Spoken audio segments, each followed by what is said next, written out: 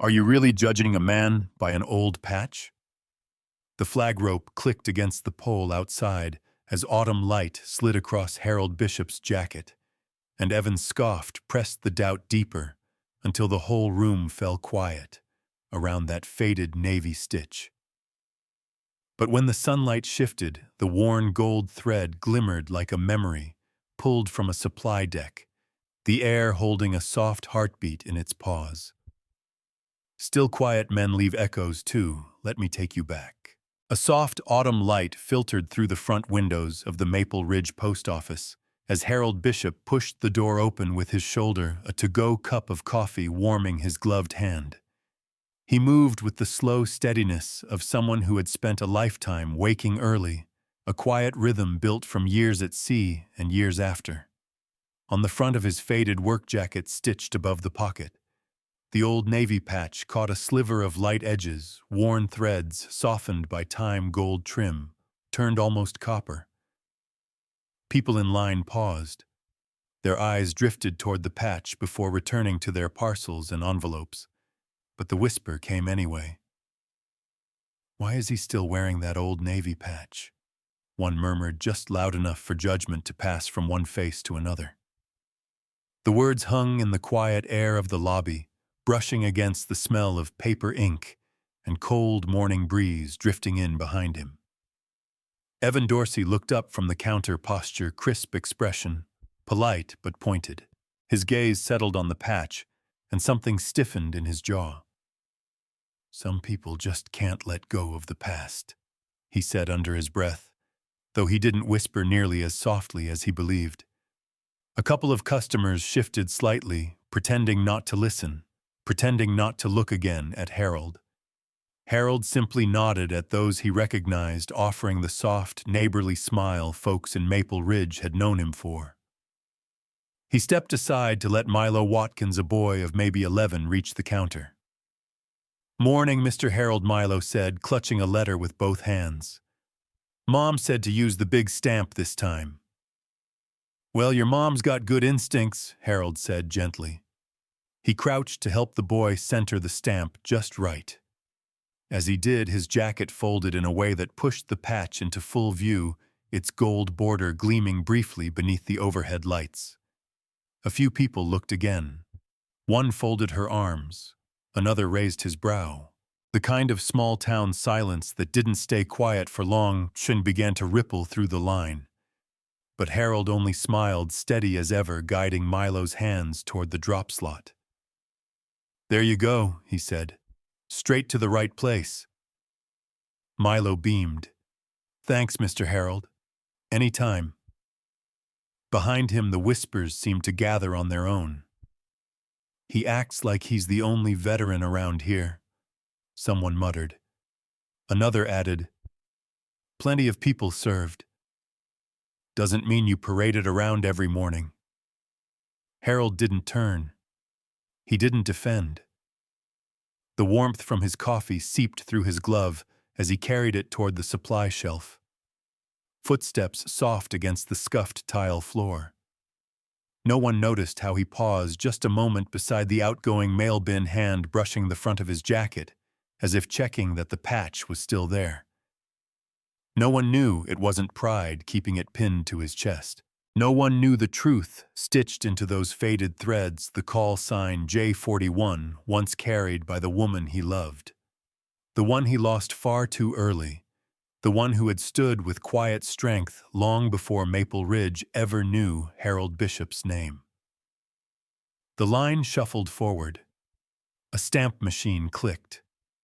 Outside, a gust pushed dry leaves along the sidewalk. People watched him, still unsure, convinced of their assumptions. They had no idea just how wrong they were. Morning light pooled across the floor of the town hall prep room, the kind of soft gold that made the folding chairs shine and the polished banister glow. Volunteers shuffled in with clipboards, poster tubes, cords for the portable speakers, and half-finished cups of coffee. The room carried that familiar pre-event buzz, half eagerness, half mild confusion, until Evan Dorsey clapped his hands sharply and brought the noise down. All right, folks, he said, straightening the stack of schedules in front of him. Veterans Day Parade is in 3 days. We need efficiency, we need pace, and we need people who can keep up with the changes. Harold stepped in quietly, carrying a box of old signage he'd stored for years. His steps were slow, but sure the way they had always been. Evan's eyes tracked him for one long second, expression unreadable. We'll assign volunteer leads now, Evan continued. Logistics, staging, and route coordination. He scanned the room, then met Harold's eyes directly. Harold, why don't you sit this one out? We have quicker hands this year. A few volunteers exchanged glances. One raised her eyebrows. Another shifted his feet. Harold simply nodded. If that's what you need. Milo Watkins, perched on a chair by the door with a folder of hand-drawn parade posters, frowned. But Mr. Harold knows all the old routes. Evan offered a thin smile. Things change. We should all try to keep up. Harold began sorting through the signs anyway, more out of habit than assignment. As he lifted a worn manila folder, a sheet slipped from his grasp and floated to the floor. He bent to retrieve it. When he did, his jacket tugged forward, and the edge of his navy patch loosened just enough for the fabric behind it to show. In the angled morning light, the stitched letters shimmered faintly. J41. Evan noticed it immediately. What's that? He leaned slightly closer, narrowing his eyes. Some vanity code. A personal nickname. Several people nearby glanced over, some curious, some already forming judgments of their own. Harold brushed the flap of his jacket back into place. It meant something. To someone I loved. That's supposed to tell us something, a man by the supply table muttered. I mean, everybody's got stories.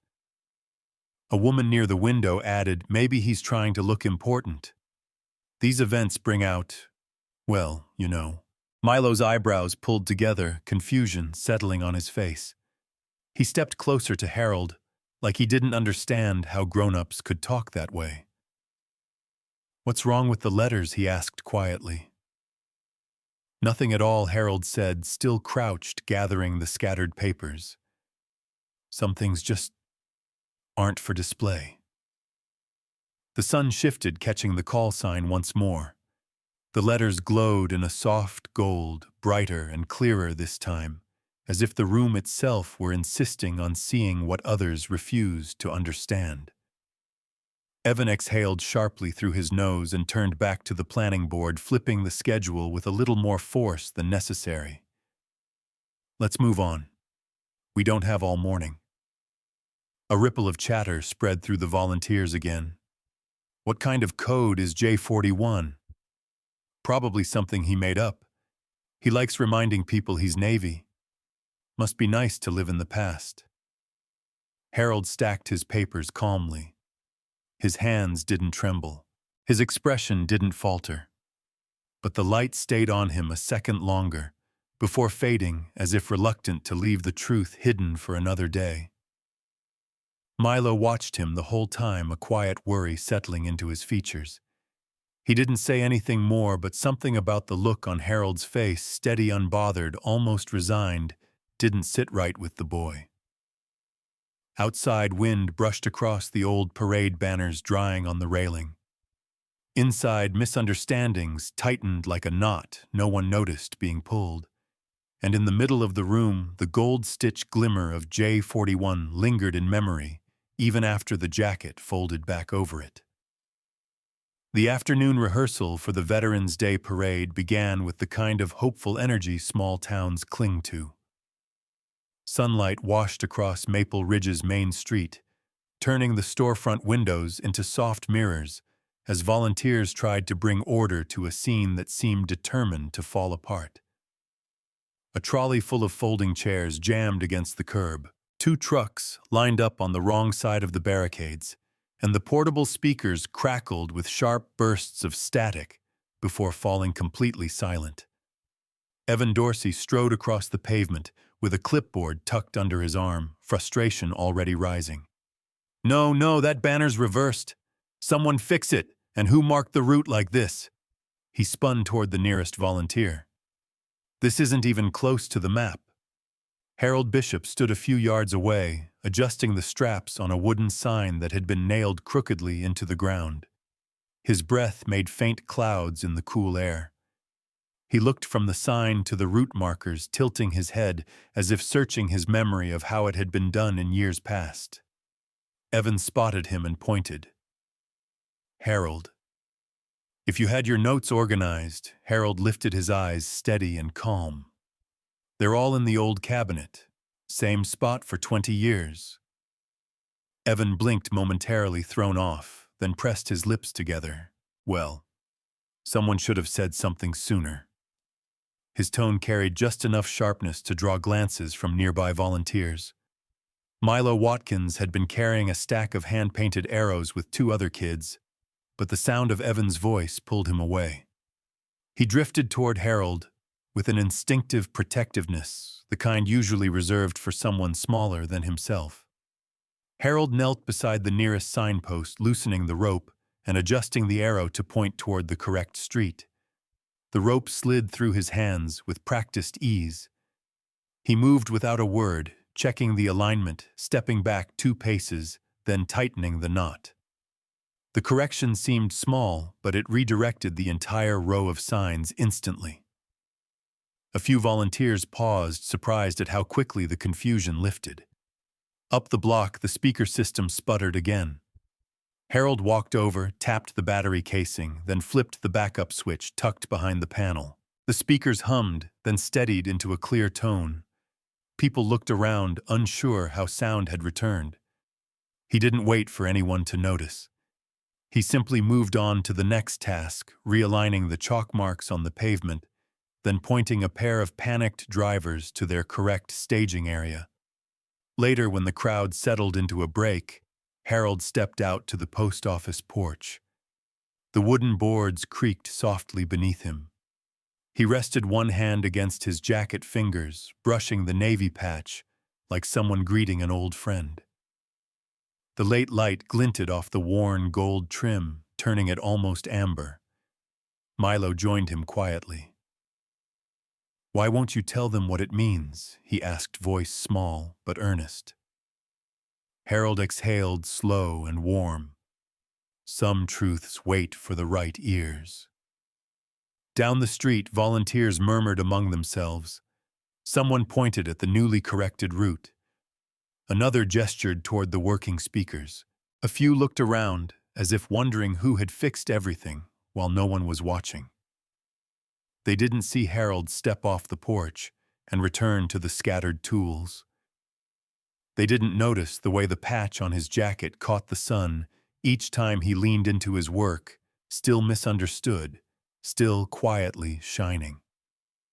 The late afternoon sun settled over Maple Ridge like a warm hand, softening every edge of Main Street, as volunteers gathered for the final walkthrough.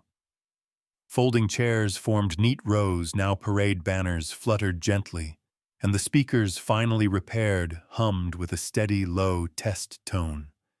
The air held a quiet anticipation, the kind that made people straighten their jackets and speak a little softer. A line of official cars rolled up beside the town green. Their engines clicked as they cooled, and the chatter in the crowd faded almost instantly. Rear Admiral Samuel Knox stepped out, his white cap bright against the deep blue of his uniform. He took in the scene with a practiced eye, one that had inspected countless bases and ceremonies across decades of service. Maple Ridge had never hosted someone of his rank before.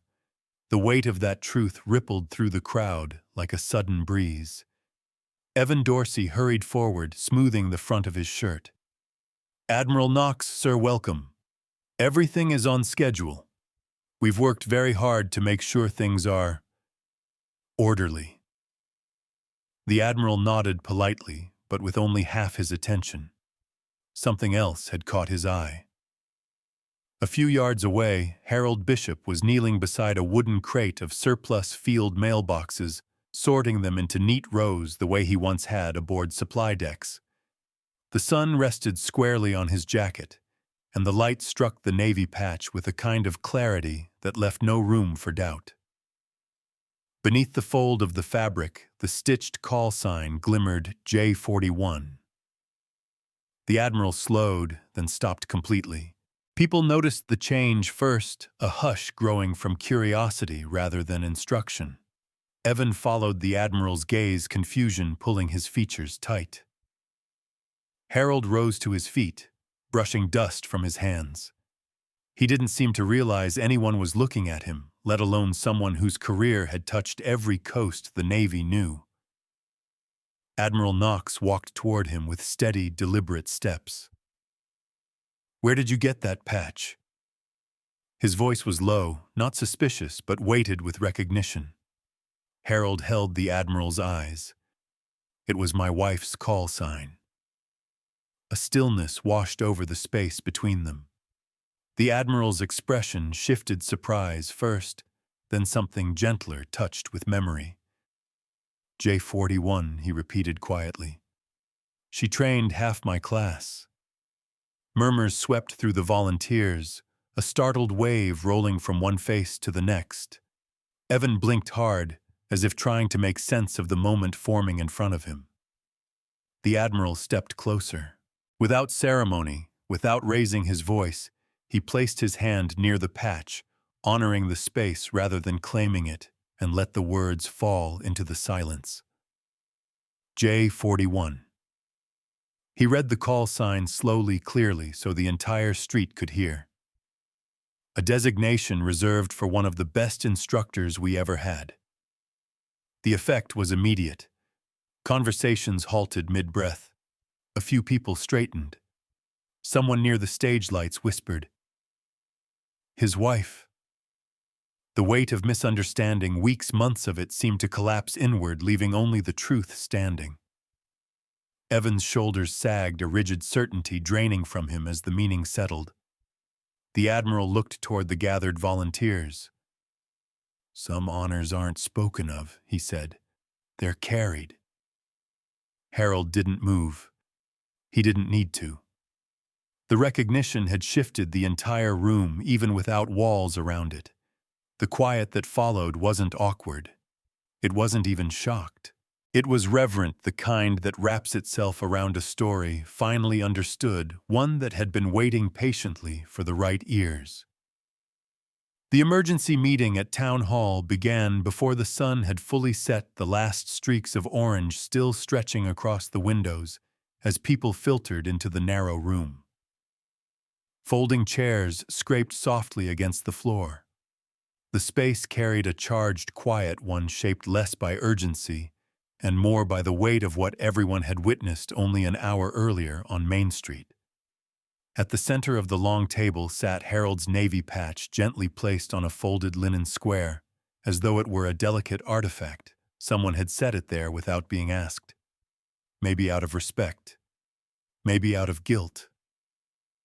Maybe because after all the noise of judgment and assumption, it finally deserved the stillness of a proper place. Harold stood near the back wall, hands loosely folded, the lines on his face touched by the soft glow of the sconces. Milo stood beside him, shoulders straight, gaze steady in that quiet way kids have when they're trying to absorb a world suddenly bigger and kinder than they expected. Evan Dorsey walked to the front of the room. His steps were slow, each one heavier than the last. When he reached the table, he didn't look at the crowd first. He looked at the patch. The gold thread seemed to shine even in the dimness, as if refusing to return to the shadows it had lived in for so long. Evan cleared his throat. He tried again. I misjudged him. His voice was steadier this time, though tinged with something softer.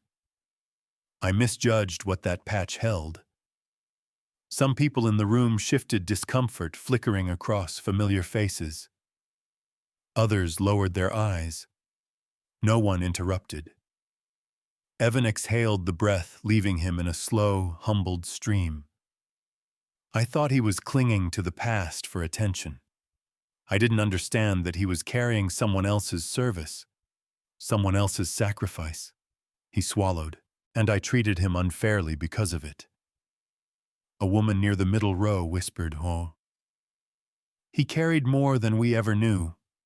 The words drifted through the room like a small, steady truth settling into its rightful place. Harold didn't move, didn't step forward to ease anyone's embarrassment. He didn't need to. His calm had always been the same, quiet, patient, unbroken. The kind that doesn't rise to defend itself because it doesn't need defending. The mayor nodded once toward Evan, then toward the patch. "We owe him an apology as a community," he said. "And we owe her," he gestured gently toward the embroidered call sign, "our gratitude." Milo glanced up at Harold, pride bright in his young eyes. He didn't smile widely. He didn't need to. It was a quieter pride, the kind that comes from seeing truth revealed without noise or fanfare. Someone passed the patch toward Harold, but he didn't reach for it. Instead, he rested his fingertips lightly on the table beside it, acknowledging it without claiming it. The room fell into a deeper hush.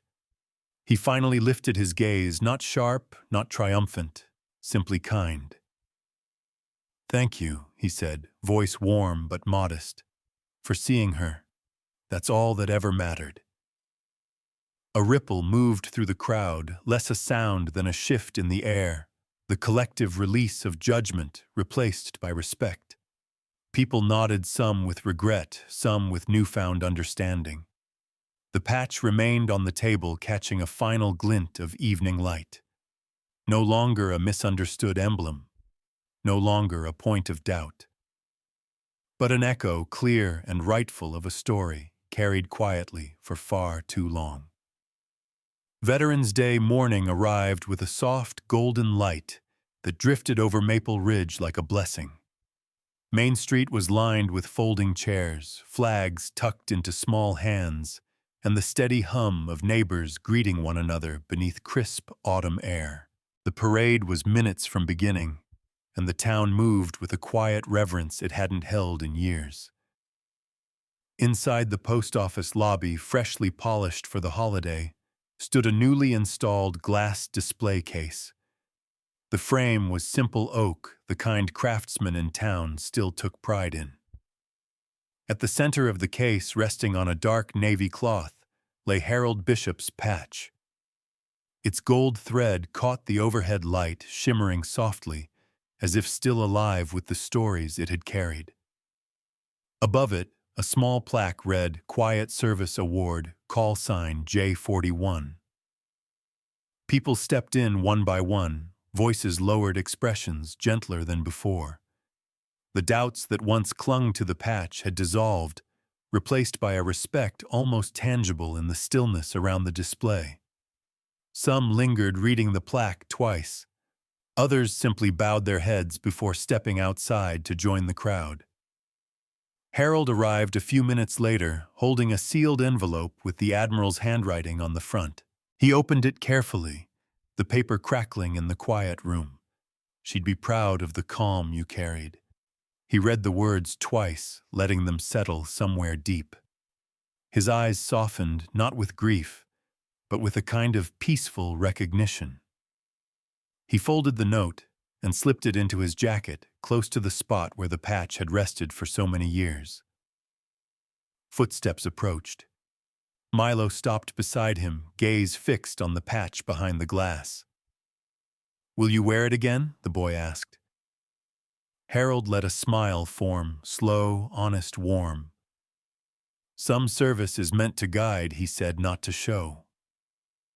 Outside, the first drumbeat of the parade rolled down the street, steady and proud.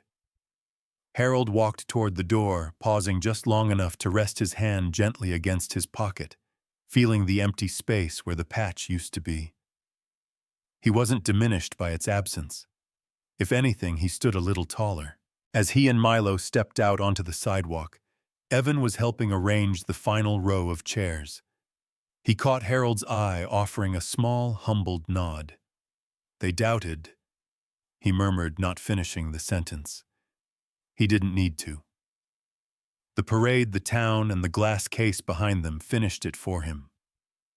Harold looked down the street as the color guard approached, flags bright against the morning sky. The crowd rose to their feet, hats pressed over hearts, hands held over chests. Maple Ridge had learned something quietly, deeply, and together. And Harold, standing among them, with a calm that seemed to settle, the very air whispered to no one in particular, "Thank you. If this story moved you, share it forward." The morning parade moved past the post office with a soft shuffle of drums and flags, and Harold watched it quietly, the sunlight pooling across the glass case that now held the J41 patch he once wore close to his heart. Still, there was a gentle ease in his posture, as if placing the patch in that case had finally let a long-carried promise settle into its rightful home, much like a lamp kept glowing in a winter window for anyone trying to find their way back. Then the choir's opening chords drifted down Maple Ridge, and Harold touched his pocket, where the Admiral's handwritten note rested, a small proof that kindness, when carried without noise, always finds the ears meant to hear it. Quietly, he whispered a thank you toward the passing colors, knowing the town would remember what the call sign meant long after today. And as the parade rounded the corner, he felt the legacy of J41 steady itself in the air, a truth finally seen.